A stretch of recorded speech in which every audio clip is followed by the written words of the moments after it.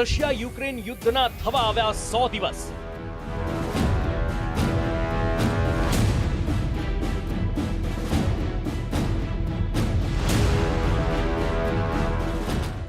બારૂદી બબાલ, નરસંહાર બાદ હવે ફાઇનલ એટેક।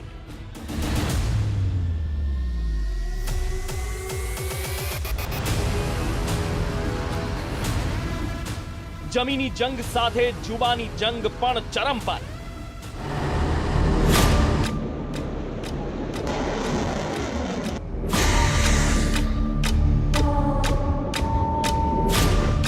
પરમાણુ શક્તિની ધમકી મહાસત્તાને ડરાવી ગઈ।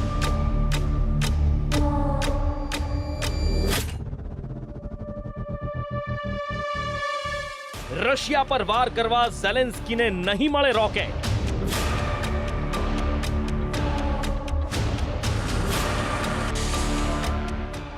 બાઇડનનો નિર્ણય ઝેલેન્સ્કીને ઝટકો।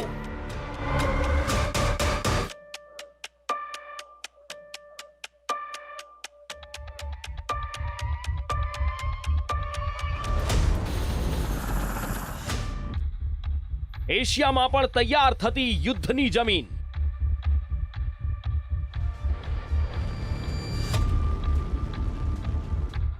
અમેરિકાની ચેતવણી જમીન ભૂખ્યા જિનપિંગને મંજૂર નહીં।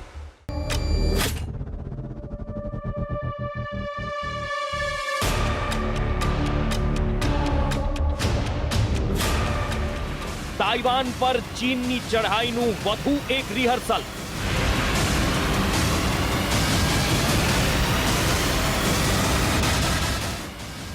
ડરપોક બાઇડન સામે ડબલ એટેકની તૈયારી।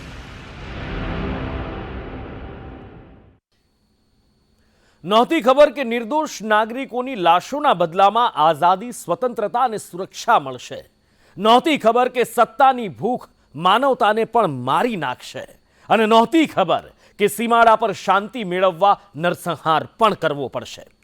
નમસ્કાર, આપ જોઈ રહ્યા છો સંદેશ ન્યૂઝ, તમારી સાથે સત્યની સાથે, સંદેશ વિશેષ સાથે હું છું નુપુર।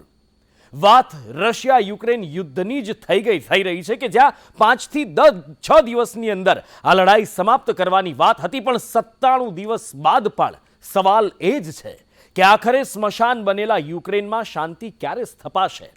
સાથે જ ચિંતા એ વાતની પણ છે કે યુક્રેન રશિયા વચ્ચેના યુદ્ધની આ આગ ક્યાંક એશિયામાં પણ ન ભડકી ઉઠે, કેમ કે મહાસત્તાની ચેતવણી ન તો પુતિન માની રહ્યા છે કે ન જમીન ભૂખ્યા જિનપિંગ।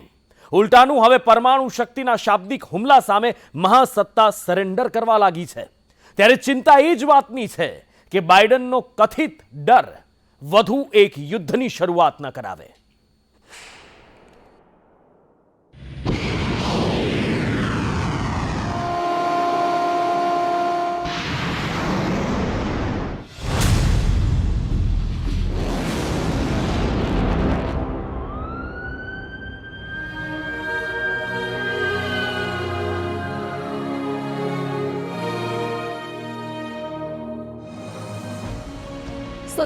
દિવસ બાદ પણ અંતહીન રશિયા યુક્રેન યુદ્ધ।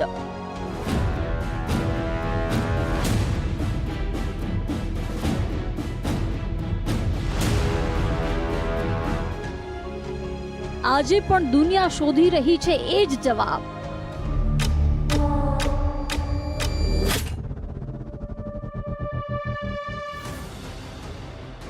યુક્રેનની લડાઈ ક્યારે થશે શાંત? રશિયા યુક્રેન યુદ્ધ છે કે જેને 100 દિવસ થવા આવ્યા છે, તેમ છતાં આ યુદ્ધ કઈ દિશા તરફ આગળ વધી રહ્યું છે અથવા તો યુક્રેનમાં ફરી ક્યારે શાંતિ સ્થપાશે એ કહેવું મુશ્કેલ છે। યુદ્ધ ભૂમિ યુક્રેનના કેટલાક વિસ્તારોમાં રશિયાનું વર્ચસ્વ દેખાઈ રહ્યું છે, તો કેટલાક શહેરોમાં યુક્રેન જીતવાનો દાવો કરી રહ્યું છે।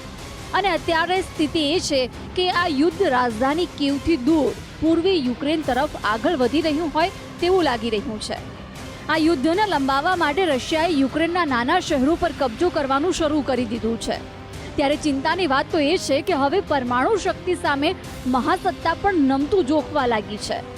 થોડા દિવસો અગાઉ રશિયાના વિદેશ મંત્રી સર્ગેઈ લવરોવે પશ્ચિમી દેશોને ચેતવણી આપી હતી કે યુક્રેનને રશિયાની ધરતી પર હુમલો કરી શકે તેવા હથિયારો પૂરા પાડવામાં ન આવે।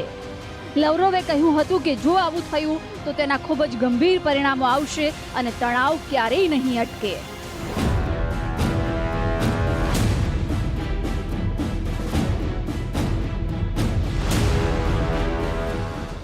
ડોનબાસમાં રશિયાના ઘાતક હુમલાઓ વચ્ચે બાઇડેને યુક્રેનને રશિયા પર હુમલો કરવા માટે સક્ષમ રોકેટ આપવાનો ઇનકાર કર્યો છે. રાષ્ટ્રપતિ ઝેલેન્સ્કીએ યુદ્ધમાં રશિયન સૈન્યની ઝડપી પ્રગતિને રોકવા માટે ઘાતક અમેરિકન મલ્ટી લોન્ચ રોકેટ સિસ્ટમની માંગ કરી હતી. ત્યારે પુતિનના જડબાતોડ જવાબના ડરથી બાઇડેને યુક્રેનને રશિયા પર હુમલો કરવા સક્ષમ રોકેટ લોન્ચર્સ આપવાનો ઇનકાર કરી દીધો છે. બાઇડેને વ્હાઇટ હાઉસમાં મીડિયાને નિવેદન આપતા કહ્યું કે we're not going to send Ukraine rocket systems that can strike into Russia. બાઇડેનના આ નિવેદન બાદ રશિયન સુરક્ષા પરિષદના ઉપપ્રમુખ દિમિત્રી મેદવેદેવે કહ્યું કે અમેરિકાનો આ નિર્ણય તાર્કિક છે. સાથે જ દિમિત્રીએ ધમકીભર્યા અંદાજમાં કહ્યું, જો અમારા શહેરો પર હુમલો કરવામાં આવશે તો રશિયન સેના એ કેન્દ્રોને નિશાન બનાવશે જ્યાંથી આવા ગુનાહિત નિર્ણયો લેવામાં આવ્યા હશે, જે પૈકી કેટલીક જગ્યાઓ કીવમાં નથી. દિમિત્રીની આ ધમકીમાં ભલે કોઈ દેશનું નામ નહોતું, પરંતુ આ નિવેદન અમેરિકા સહિત પશ્ચિમ દેશોને હદમાં રહેવા માટેની હાકલ ચોક્કસ હતી. મહત્વનું છે કે યુક્રેનિયન અધિકારીઓ સેંકડો કિલોમીટરની રેન્જ સુધી પ્રહાર કરવામાં સક્ષમ રોકેટ સિસ્ટમ્સની માંગ કરી રહ્યા હતા. જો કે હજુ એ સ્પષ્ટ નથી થયું કે બાઇડેન કઈ રોકેટ સિસ્ટમની વાત કરી રહ્યા છે, પરંતુ અગાઉ અમેરિકન મીડિયા રિપોર્ટ્સમાં દાવો કરાઈ રહ્યો હતો કે બાઇડેન પ્રશાસન યુક્રેનને 300 કિલોમીટર સુધી વાર કરવામાં સક્ષમ રોકેટ સિસ્ટમ્સ યુક્રેનને આપવાની તૈયારી કરી રહ્યું છે.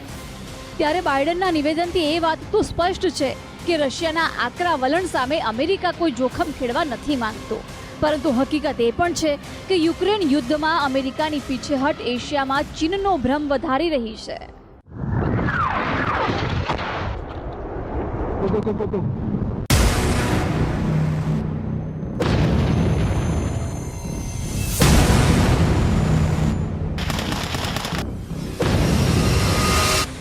બાઇડનની ચેતવણી બાદ પણ ન અટક્યો ચીનનો કાકરી ચાળો.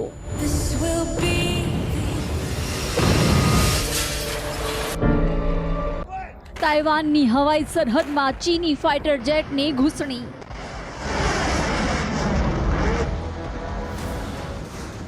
એક સાથે 30 લડાકુ વિમાનને તાઇવાને ખદેડ્યા. અમેરિકી રાષ્ટ્રપતિ જો બાઇડને તાઇવાનના સમર્થનમાં આપેલા નિવેદન બાદ ડ્રેગન લાલઘૂમ છે અને ગુસ્સાના નશામાં તાઇવાન પર જિનપિંગનો કાકરી ચાળો રોકાયો નથી. એક સાથે ચીનના 30 ફાઇટર પ્લેન તાઇવાનના એરસ્પેસમાં ઘૂસી ગયા.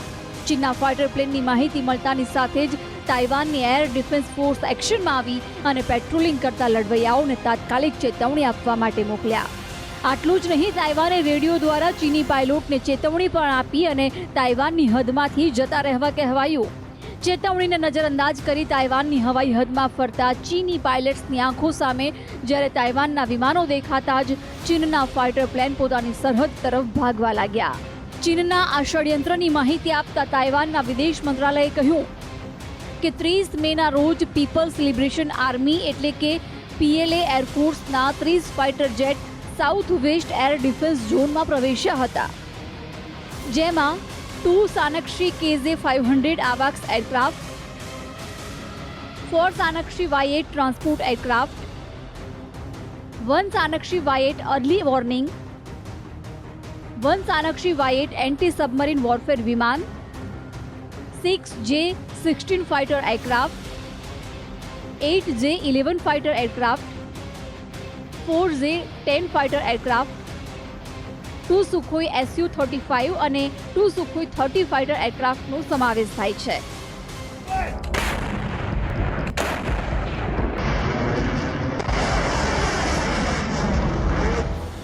મહત્વનું છે કે ક્વાડ સંમેલન દરમિયાન અમેરિકી રાષ્ટ્રપતિ જો બાઇડને કહ્યું હતું કે જો ચીન તાઇવાન પર હુમલો કરશે તો અમેરિકા સૈન્ય દરમિયાનગીરી કરશે.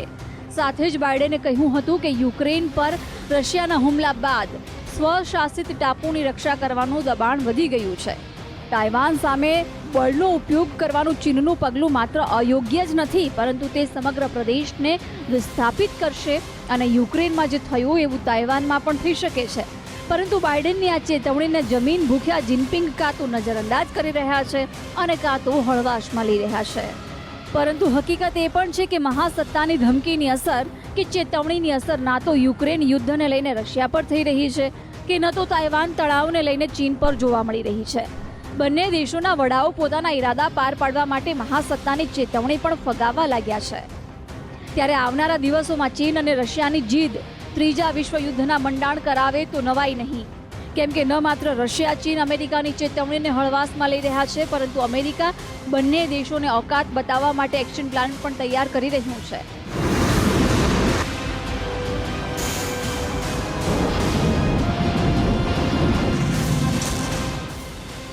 યુદ્ધભૂમિ યુક્રેનમાં વિનાશકારી હુમલાઓ કરી રહેલા રશિયાને યુરોપમાં કોઈ પણ દુસ્સાહસનો જડબાતોડ જવાબ આપવા માટે નાટોએ તૈયારી કરી લીધી છે. સ્પેનની રાજધાની મેડ્રિડમાં નાટોના સેક્રેટરી જનરલે કહ્યું કે તેઓ 29-30 જૂનના રોજ યોજાનારી બેઠકમાં સ્વીડન અને ફિનલેન્ડના સમાવેશને લઈ ખૂબ જ ઉત્સાહિત છે. એટલું જ નહીં, તેમણે કહ્યું કે આ બેઠકમાં આગામી 10 વર્ષ માટેની રણનીતિ ઘડાશે. મેડ્રિડની બેઠકમાં નાટોના મૂલ્યોની ફરી પુષ્ટિ કરવાની એક મહત્વપૂર્ણ તક હશે. નાટોની આ બેઠકમાં રશિયા ઉપરાંત ચીનની વધતી મહત્વાકાંક્ષાનો સામનો કેવી રીતે કરવો તે અંગે પણ એક્શન પ્લાન તૈયાર કરાશે. ટૂંકમાં કહીએ તો એક તરફ રશિયા અને ચીન પોતાના હિત સાધવા માટે ગમે તે હદ પાર કરવા તૈયાર છે. બીજી તરફ મહાસત્તા અમેરિકા ચીન અને રશિયાના પ્લાન પર પાણી ફેરવવાનો પ્લાન તૈયાર કરી રહી છે. ત્યારે સવાલ એ જ છે કે રશિયા ચીનને હદમાં રાખવાની વાતો કરનાર નાટો અને અમેરિકાનું સૈન્ય યુક્રેન અને તાઇવાનની ધરતી પર ક્યારે ઉતરશે. બ્યુરો રિપોર્ટ, સંદેશ ન્યૂઝ.